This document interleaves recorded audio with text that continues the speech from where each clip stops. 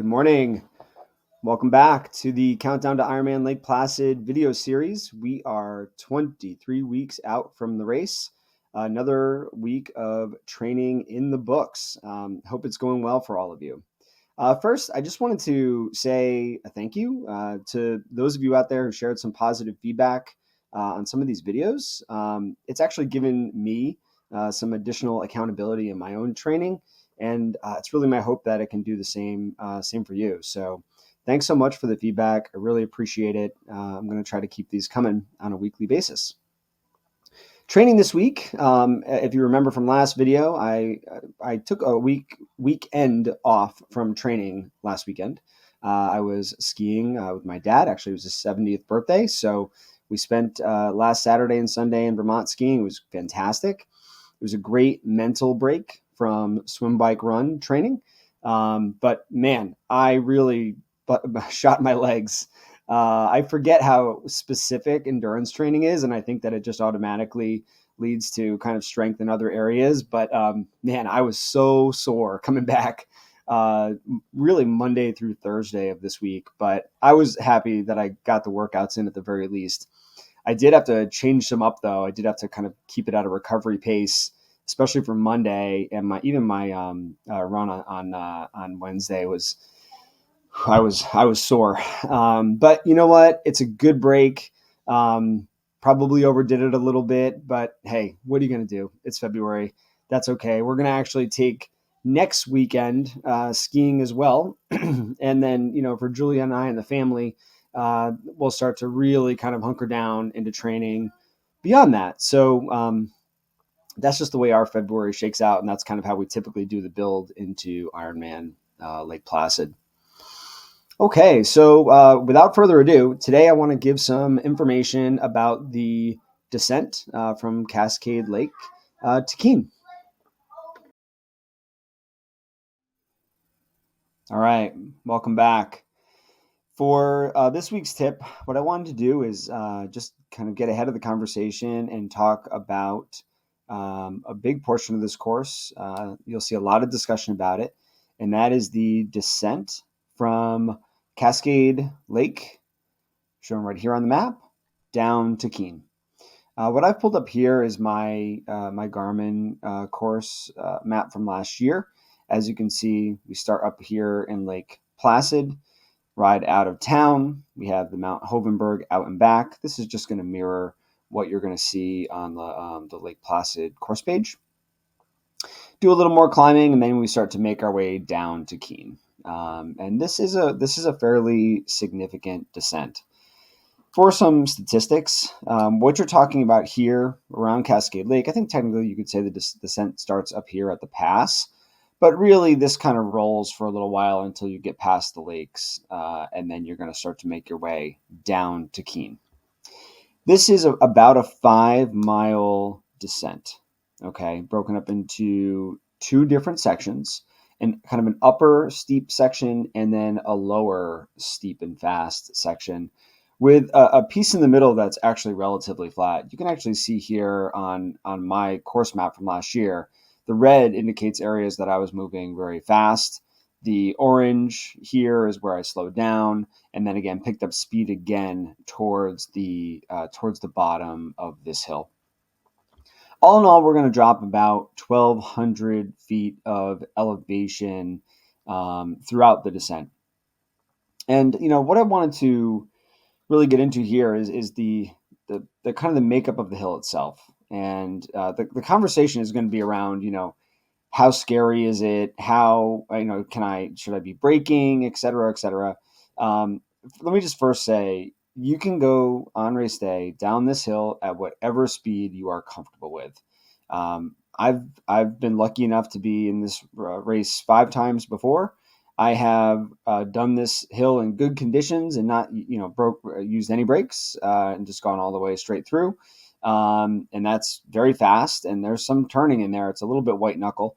And then I've also, feathered the brakes. Done like last year, I was feathering the brakes on the tighter spots. And actually that led to a much more comfortable ride for me. And I can tell you, every time I go down this hill from now on, I'm just going to be a little bit more conservative about it, because I think it's a very high risk, very low reward kind of section if you were going to ride faster. But let's just quickly talk about the hill itself. So we have two sections. We have an upper section and a lower section.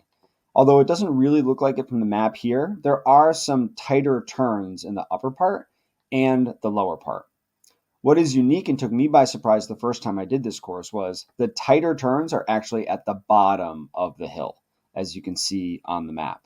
So you get through the tight upper part, the hill really tames off and it almost becomes flat again. And then as you get back down to the lower part, it's actually tighter with more, not hairpin, but some pretty big turns near the bottom. And that actually I think is the steepest part of the hill as well.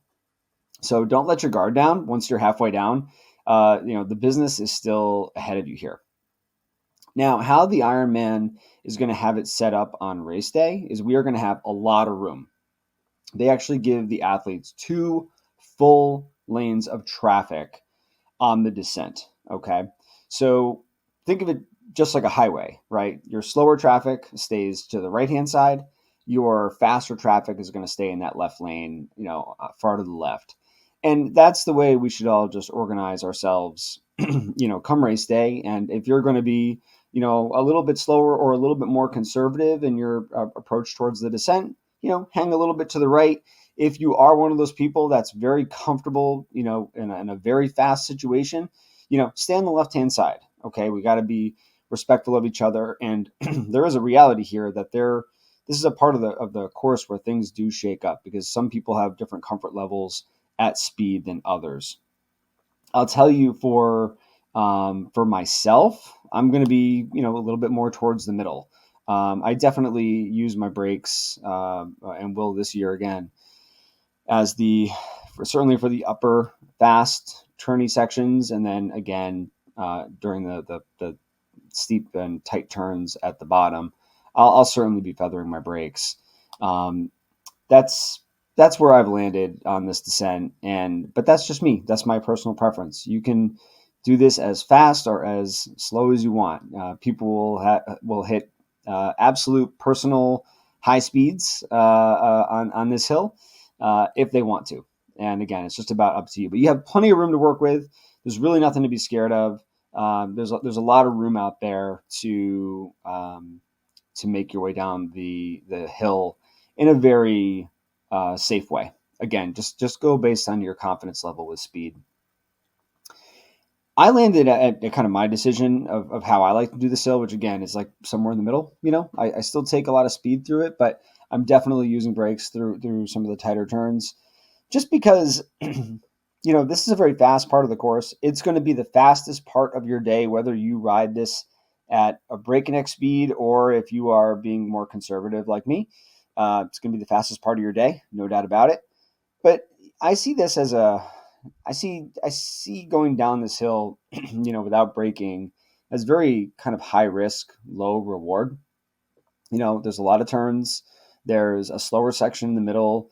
Your average speed is not going to be that much higher. What really matters on this course overall is your performance in kind of the grinding hills.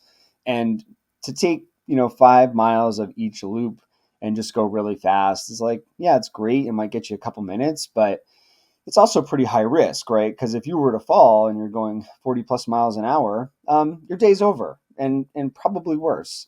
So, I kind of now take the approach of, let's not ruin the race day, get down safely, no matter what, it's still going to be super fast. And sort of maybe even use it as a time to relax a little bit, don't white knuckle it. It's a great opportunity for your body to sort of relax and to give yourself a little rest, because after all, this is a 112-mile bike ride. Anyway, that's how I like to do it. And again, just keep an eye on the fact that the tightest turns are at the bottom of this hill. That took me by surprise in my first race here.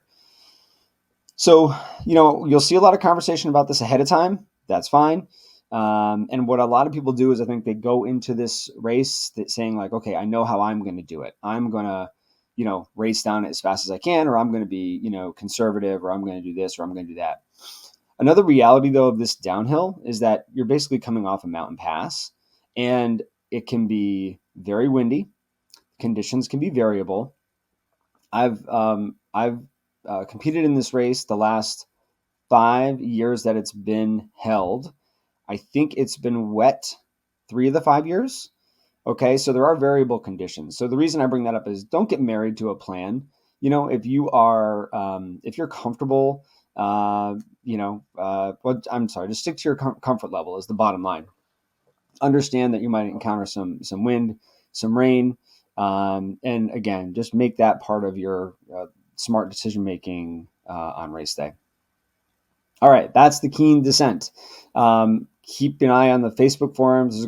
All the forums. There's going to be a lot more questions about this as we get closer to race day. But that's the advice that I have to give. We are 23 weeks out. We have really starting to get going here. Volume is increasing. My family and I are actually off next weekend to go up to the Lake Placid area to do some skiing. We just love it up there, so it'll be fun to be in that environment. We won't have another video again probably until Tuesday the 20th when we get back. But again, we'll provide some reflections on training, and then we will also offer some more tips. And I think the next video, I think we're going to talk about aerodynamics on the bike as it relates to the Lake Placid course. All right. Stay consistent, keep on training, and I'll check in with you all next week.